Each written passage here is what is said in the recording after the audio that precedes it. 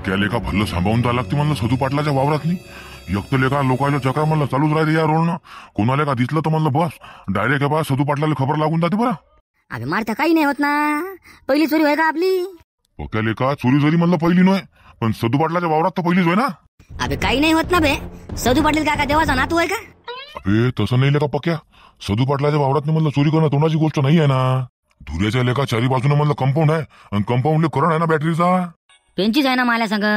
Wire cut केली की झालं काम. मग काय करायला लागते बे? अरे का रे पक्या पेंचीस खायला आली म्हणलं. बोल गणपत काका काय म्हणतो. इकडं कसा काय आलता बाजू.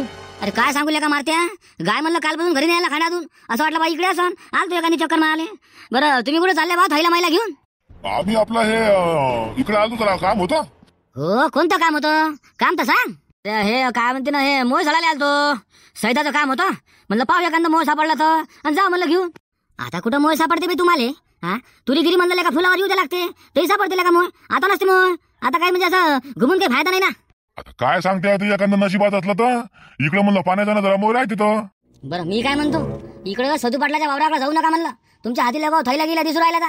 काल म्हणलं एका जणांना जोराबर शेंगा तोडल्या ना सदू पाटलाच्या. दिसला सदू पाटलाले. अबे एवढं मारलं म्हणशील ना त्याला मजाक नाही. हा मी म्हणतो काही काम नाही ना.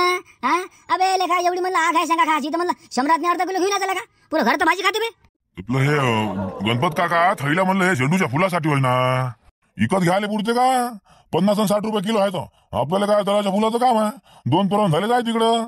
तसे आता म्हणलं सोनं चांदी पाहिजेच का नाही तर म्हणलं चला बा एखादं मोह सापडलं ते घेऊन येते ते असं व्हायचे. बाकी काही नाही म्हणजे कामात काम होऊन जाते बा.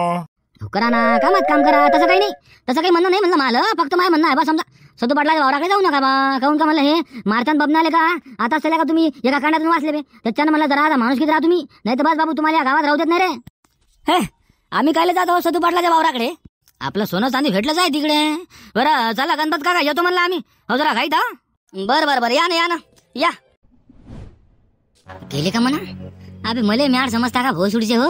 हा सदू पाटलाच्या वावरात चालले होते तुम्ही शेंगा चोराले. अबे का तुमची नस नस ओळखतो ना मी. हे केस काय उन्हीत पांढरे केले का मी? हा सदू पाटलाच्या कानावर टाकायला पाहिजे आपण. अबे कसं बे गणपतनं पाहिलं का? सदू पाटलाले सांगितलं नाही पाहिजे ना. सांगून का म्हणा ते सदू पाटलाले. त्याचा काही भरोसा नाही बरं. अभिले का वापस चला म्हणलं मला ऐकसान तो काल का कोणाला होतं लयच मारलं म्हणे ना. ते सांगे ना ते गण्या काका. अबे लय पाहिले असे मारणारे मारते लगे. अबे सापडलं तेच मारा ना.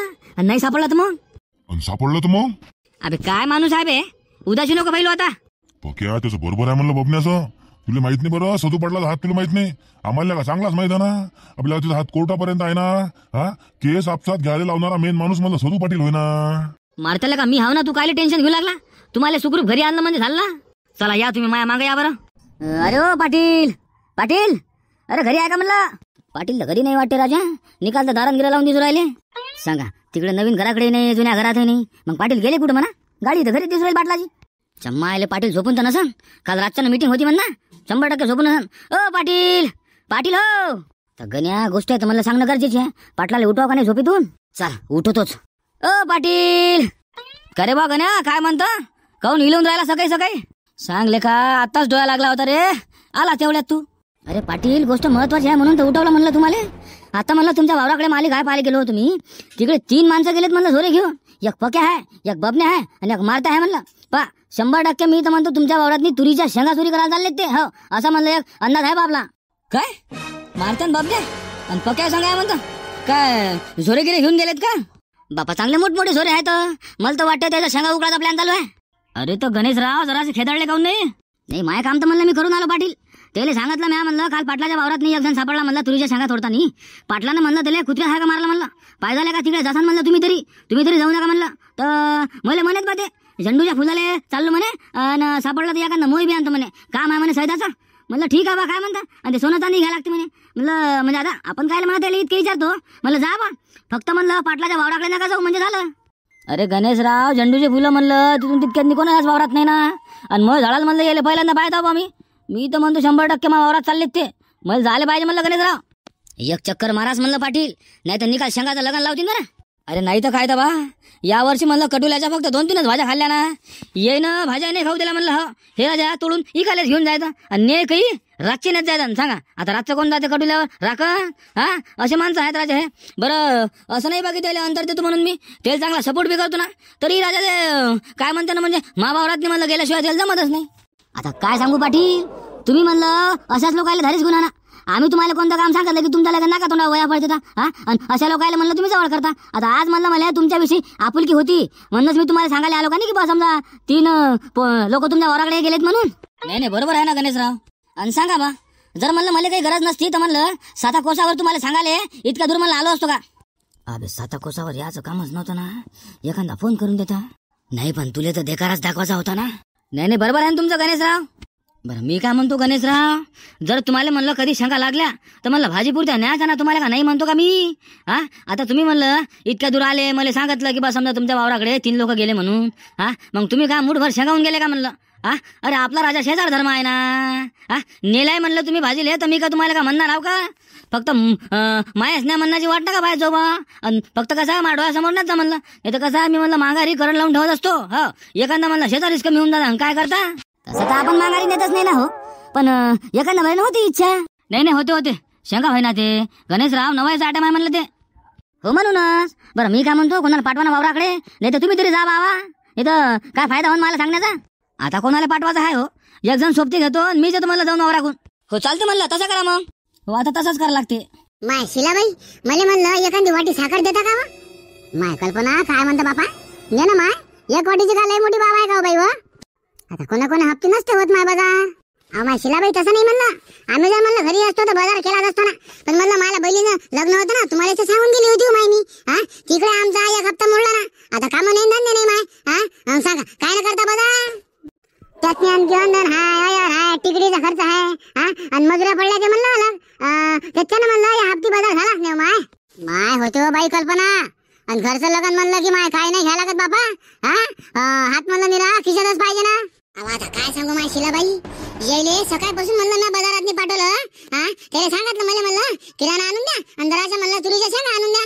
माय सकाळपासून म्हणलं माणूस कुठं जाऊन बसला कुठं नाही बाई. आणखी म्हणलं याचा पत्ता नाही आहे. आणि सांग म्हणलं मला उपास आहे, भूक लागली म्हणलं. मला चला जरासा म्हणलं चाव तरी प्याव म्हणून तुमच्या घरी आली म्हणलं माय साखर मागाले. आता काय करू बाई, माय उपास आहे का तुम्ही? काय माय मग काही सांगतो बा. हा, मग त्यासाठी का म्हणलं का साखर नाही लागते का? माय पहिले चहा प्या जरासं काही म्हणलं फराळाचं कर आणि मग घरी जाय बाबा. आणि जराशी म्हणलं साखर आहे नाही. हा, तो नवरा येईपर्यंत म्हणलं आणखी एखादा म्हणलं चहा म्या पिऊन घेतो बाबा. माय राहू दे ना बाबा शिलाबाई, घरचे काम म्हणलं तसेच रखरख पडून आहेत. काय चालू बातच करतो बाई, तेवढा चहा घे माय आणि मग जाय बापा. बरं बापा मांडा मग जरासा. हो माय ये घरात ये, बातच मांडतो मी. बबन्या जरासं लक्ष ठेवचं म्हणलं त्या शिवाडीवर. पाटील येताना दिसला की धूम पयाचं म्हणलं. हो तुम्ही शेंगा तोडा आणि मी लक्ष ठेवतो. 3 जण सारखंच लक्ष ठेवा आणि सारखंच शेंगा तोडा म्हणलं. म्हणजे हे बरं आलं का तुमचं? तुम्ही मस्त शेंगा तोडत राहायचा आणि मी ध्यान ठेवत राहीन. आणि मग का बे मी घरी शेंगा कोणत्या नेऊ? तसं नाही ना बबन्या, फक्त लक्ष द्यायला सांगितलं तुला का शेंगा तोडू नको म्हटलं का? लागन तेवढा तोडणं. अबे तर मग शिवाळ्याची इकडे पाहून का शेंगा तोडते लागला का? तुम्हाला मस्त खालची मान वरे नाही करू लागला. मस्त लेका भाजी काशी उकडशी नाही बी. हा, बबन्या लेका तोंड सांभाळा ना. आपण का घरच्या वावरात नाही हवं का भांडण करू लागले तुम्ही? हा, अबे लोकांच्या वावरात नाही हवं ना. पटपट म्हणलं शेंगा वरपान चाला निघा इथून. हा, का तुम्हाला म्हणलं सापळाच आहे? सापळाचं असं तर सांगून द्या रे बा. हो, मी मला फटाफट तोडतो निघतो म्हणलं. अबे तुमच्या त्या गण्या काकावर मला जरासा भरोसा नाही ना. अबे त्यानं जर म्हणतो सदू पाटलाला सांगितलं नसेल ना तर हे पा नावाचा फक्याच नाही म्हटलं मी. आपल्याला का लोक वयकतो ना मी. नाही तसं सांगितलं नसेल म्हणा. आता काय त्याला काय का माहीतच थोडी आहे की आपण सदू पाटलाच्या वावरात चाललो म्हणून. मारत्या नालायक आहे रे ते गण्या. मग एक काम करा ना बे, तिकडून चला का बडलाकून तिकडं म्हणलं हे पा लय दाट शेंगा आहे रप तोडता येते आणि बस चालले घराकडे. अबे तर मग हे काही सांगतं? हा, सदू पाटलाच्या हाती सापडल्यावर सांगता का बावा? अरे बा तुमच्या डोक्षे आहे का नाही बा तुम्हाला? काय माहित रे. चला बरं तिकडं मग. जाच लागते कमी आहे शेंगा इकडं. अंदर पोचट आहे आता. इकडल्या शेंगा राजा भराच्या आहेत, तिकडल्या शेंगा मस्त आहे म्हणलं ठस भरून आहेत. चला ना मग फटाफट.